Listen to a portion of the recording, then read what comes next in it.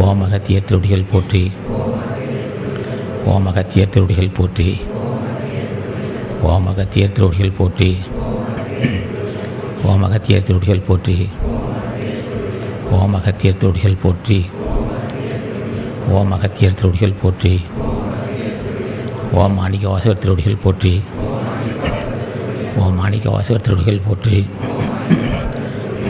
ஓம் மாணிக்க வாசகர் திருவடிகள் போற்றி. ஓம் மாணிக்க வாசகர் திருவடிகள் போற்றி. ஓம் மாணிக்க வாசகர் திருவடிகள் போற்றி. ஓம் திருஞான சம்பந்தர் திருவடிகள் போற்றி.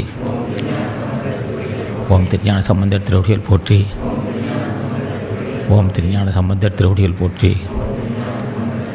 ஓம் திருநாவுக்கரசர் திருவடிகள் போற்றி. ஓம் திருநாவுக்கரசர் திருவடிகள் போற்றி. ஓம் ராமலிங்க சாமிகள் திருவடிகள் போற்றி. ஓம் ராமலிங்க சாமிகள் திருவடிகள் போற்றி. ஓம் ராமலிங்க சாமிகள் திருவடிகள் போற்றி. ஓம் பதஞ்சலி முனிவர் திருவடிகள் போற்றி. ஓம் பதஞ்சலி முனிவர் திருவடிகள் போற்றி. ஓம் பதஞ்சலி முனிவர் திருவடிகள் போற்றி. ஓம் பதஞ்சலி முனிவர் திருவடிகளை போற்றி. அன்புள்ள பெரியோர்களே, தாய்மார்களே, வணக்கம். அகத்தீச நாமத்தையும் மாணிக்க வாசகர், திருஞான சம்பந்தர், திருநாவுக்கரசர், ராமலிங்க சாமிகள், பதஞ்சலி முனிவர் நாமத்தை சொல்லி சொன்னோம். நாம ஜெபம் செய்தோம். இவரெல்லாம் முற்று பெற்ற முனிவர்கள். எந்த வகையில்? ஜீவகாரணத்தில் முற்று பெற்ற முனிவர்கள். அவர் நல்ல மனதில் நல்ல மனம் உயர்ந்தவர்கள் அர்த்தம். முதிர்ச்சி அடைந்த மனம், உயர்ந்த மனம். அந்த உயர்ந்த மனம் எதுன்னு கேட்டால், மற்ற உயிர்வாழ் கருணை கொண்டு வாழ்கின்ற வாழ்வே, அந்த வாழ்வு மேற்கொண்டவர் தான் இந்த ஞானிகள் எல்லாம். ஒரு ஞானி ஆகிறான் என்றால் கடிய மனம் கொண்டு வாழ முடியாது, ஞானியாக முடியாது. கனிந்த மனம் கொண்டு தான் ஞானியாக முடியும். இப்போ இவர்களை நாம் பூஜிக்கும் போது நம்ம எதையும் கணிக்கும். அப்போ இதய கனியை தான் மற்ற உயிர்வாழ் கருணை கொண்டு வாழ முடியும். அப்போ தான் புலால் உண்ணுகின்ற பழக்கம், உயிர் கொலை செய்வது பாவம் என்று எண்ணுகின்ற பழக்கம் உண்டாகும். இது வணங்க மற்ற இனிமையாக பேச வேண்டும்.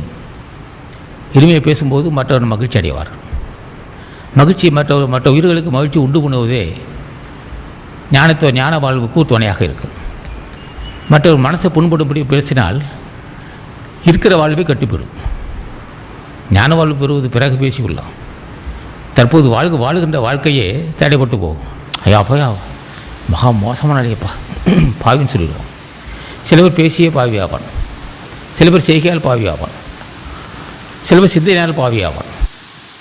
சிந்தையால் எப்படி பாவி ஆவான்? மற்றும் அழிய வேண்டும், கெட்டுப்போக வேண்டும் என்று நினைத்தாலே பாவி ஆவான். நினைத்தான்றும் எஞ்சான்றும் யாருக்கும் மானா செய்யாமல் தலையானா உள்ளவன். மனத்தால் அடிக்கக்கூடாது. இதயத்திலோட மற்றவன் அழியணும், கெட்டுப்போன நினைத்தாவோட அது ஆபத்து வரும். இந்த எண்ணாளிகள் அவனை பாதிக்கும். அப்போ மனசாலும் ஒரு தீங்கு செய்யக்கூடாதுன்னு சொல்லுவோம். சாதாரண மனுஷன் நினைத்த குற்றம் இல்லை, ஞானிகள் நினைத்து விடக்கூடாது. ஞானிகள் இதயத்தில் நினைத்தானும் எஞ்சான்றும், என்னை தான் சிறிதளவும் எஞ்சான முடியும். எப்போதும் நினைத்தானும் எஞ்சான்றும் யாருக்கும், அவன் பகைவனாக இருந்தாலும் சரி, நண்பன் இருந்தாலும் சரி, யாருக்கும் யாராக இருந்தாலும் சரி, எப்பொழுதும் எந்த நேரத்திலும் சிறிதளவு கூட மனதில் பிறர் கெட்டு போக வேண்டும்னு நினைக்கக்கூடாது. இது ஞானிகளுக்கு கட்டளை. ஜென்மத்தை கடைத்தட்ட விரும்புகிறவருக்கு அது அறிவுரை. சாதாரண மனிதன் ஒருத்தன் கெட்டு போக நினச்சா ஒன்று பாதிச்சிடாது. ஞானிகள் மட்டும் நினைத்தால் தப்ப முடியாது, உடனே தவத்தை பாதிக்கும். இது ஞானிகளுக்காக சொல்லப்பட்டது. 13 அதிகாரம் ஞானிகளுக்கு சொல்லப்பட்டது. என்ன செய்யாமல் என்ற அதிகாரத்தில் பாடல் வரும். அவன் சிறிதளவு மற்றவர் நினைத்தாலும் அது பிறரை பாதித்து விடும். அதனால் உனக்கு என்ன லாபம்? மற்றவர் பாதிப்பதனால் உனக்கு என்ன லாபம்? அதனால் என்ன லாபம் வரப்போகுது? ஒரு தவம் தான், இது தவம் கெட்டு போகும் என்பதனால மனசாலும் தீமை வரக்கூடாது, தீமை கூட நினைப்பான். மனசிலோடு தீமை நினைக்கக்கூடாதுமா. சராசரி மனிதன் பொறுத்துக்கு அவளை அவன் நினைத்தா ஒன்று பாதிச்சிடாது. அப்போ என்ன சொல்கிறான்? ஒரு மனிதன் கடவுள் தன்மை அது அடைவதற்கு ஜீவகாரணம் தான்.